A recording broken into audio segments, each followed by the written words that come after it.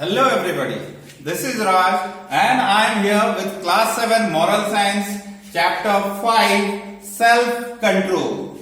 So in this chapter we are going to study important concept or important values in our life where we have to take self-control, where we have to control our emotions, where we have to control our anger. It may happen that scenarios may come where we have to face such situations which may not make us happy. So in that case we should not be angry and show our anger to anybody else. We should have control of our anger and we should show self-control.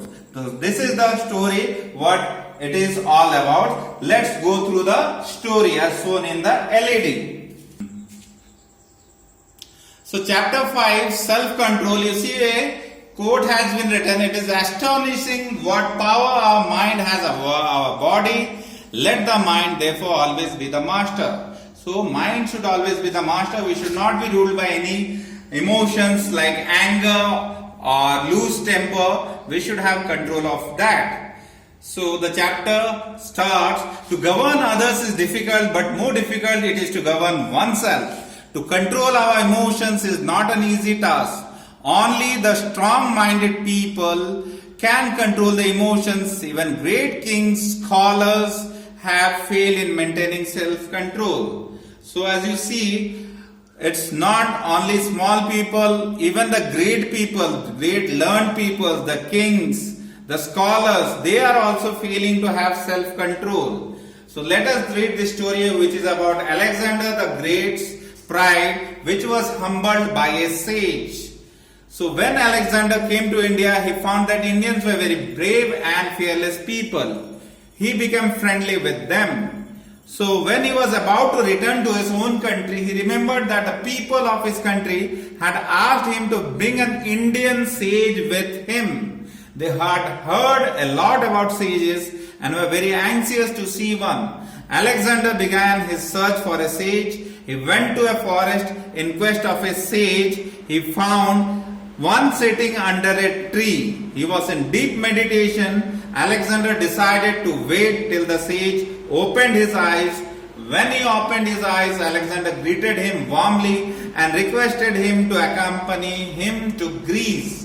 Alexander said, "I'll give you anything or everything you need or anything you ask for, but please come along with me to my native land.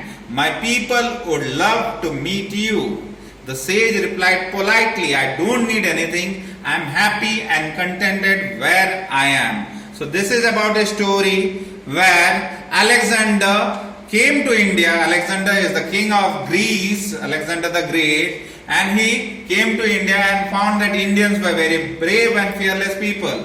So he became very friendly with them, and when he was about to return back to his country, he remembered that his fellow men in his country had asked him to bring an Indian sage because they have heard a lot about Indian sage, the Indian sadhus, and they have heard a lot about them, and they also wanted to meet some Indian sadhu or an Indian sage.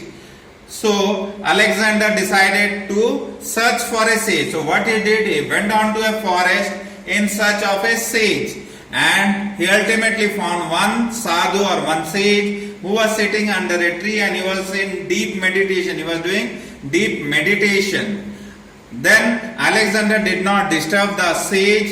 He decided that he will wait until the sage opened his eyes. So when the sage opened his eyes, he greeted him. Alexander greeted the sage warmly and requested the sage that you please come with me to Greece. I can give you anything and everything, whatever you ask, but you please come to my place and visit my native land. Here my people would love to meet you. But the sage replied politely. I don't need anything. I am happy and contented where I am. So the sage said that he was happy and contented where he was, and he did not require anything from the king. So listening to this, what happened? Let's see in next page. Alexander flew into a rage, as this was the first time that someone had turned down his request. He could not control his anger. He burst out in anger and unsheathed his sword. Unsheathed means taking out his sword in flash. Threatening the sage, he said, "Do you know to whom you are speaking? I am the great King Alexander. If you don't listen to my request, I will kill you." Unperturbed, the sage replied. Unperturbed means without getting worried. The sage replied, "You cannot kill me. You can kill just my body. And the body is nothing but a garment that my soul is wearing. How will you kill my soul with your sword? You say that you are a king, but according to me, you are a slave of my slave." So, when the sage refused to go along with the king Alexander, then Alexander became very much angry and he flew into a rage, and he became so much angry that what he did, he could not control his anger. And why he was angry? Because it was the first time that incident happened to him, that since he was a king, nobody dared to refuse his request. It was the sage who was first time refused. So he could not control his anger, and he burst out in anger and he took out his sword, and with that sword he tried to threaten the sage, and he said, "Do you know who I am? I am the great King Alexander, and if you don't listen to my request, or if you don't accompany me, I'll kill you with my sword." To listening to this, the sage was not at all worried. He said, "You cannot kill me. You can kill just my body. The outer body you can kill me, but the inner soul you cannot kill. And the body which is outside is only a garment to the soul which is present inside. So how can you kill that soul which is inside? By your sword. You can kill the body, but not the soul. You say that you are a king, but according to me, you are a slave of my slave." It was a big statement. A slave of my slave. Naukar ka naukar ho tum. This was what he said. Then listening to this, Alexander became furious. He could not comprehend the meaning of his words. He asked the sage, "Why did you call me the slave of your slave? I am nobody's slave." To this, Alexander said that, "मैं किसी का नौकर नहीं हूं. I am not a slave of anyone. And how could you tell me that I am the slave of your slave?" Then in a very sweet voice, the sage explained, "Great king, I have mastered my anger. Anger is my slave. I have full control over my emotions. I don't lose my temper as you do. So that means you are the slave of your anger, and anger is my slave. So you are a slave of my slave." So when Alexander replied that he is nobody's slave, then in a very sweet voice, the sage explained the king that, "Great king, what I mean to say is that I have mastered my anger. The anger cannot rule over me. Anger is being controlled by me. So anger is my slave now. I have full control over my anger. And I don't lose temper as you are losing your temper. So that means I have mastered my anger. Anger is my slave. And to that slave only you are getting mastered. So the slave, anger, I have had control over it, but you cannot have control over that anger. That anger is making you do according to that angerness. So that anger has made you slave. So I have control of my anger. I have control of my anger, so I have mastered over it. So anger is my slave, but you don't have control over your anger.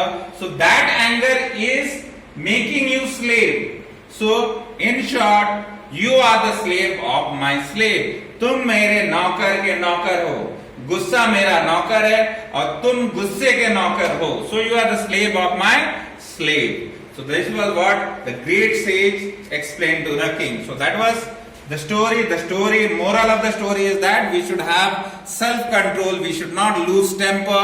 We should have control of our anger. And the thought of the day is self-control leads to true happiness. Though in the beginning It is hard and bitter. It's given in Bhagavad Gita. Let's move on to the question answer.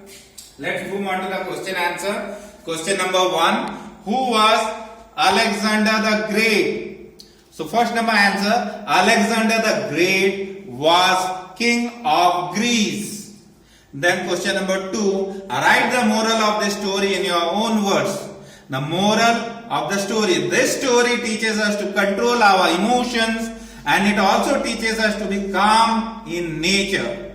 Then question number 3 tells, tick mark the category to which you belong. So whether you are a person with self-control or whether you are a short-tempered person.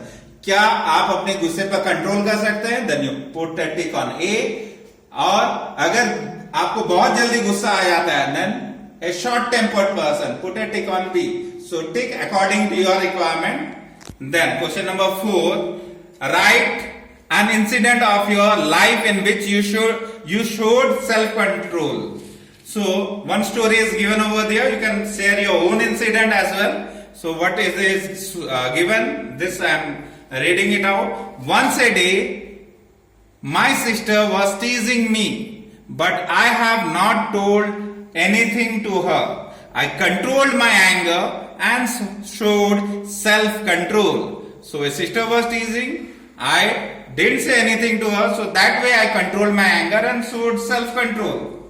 Then the last question, what do you understand from this story? From this story, I conclude that we should be broad-minded people. Here the word broad is missing. We should be broad-minded people instead of short-tempered.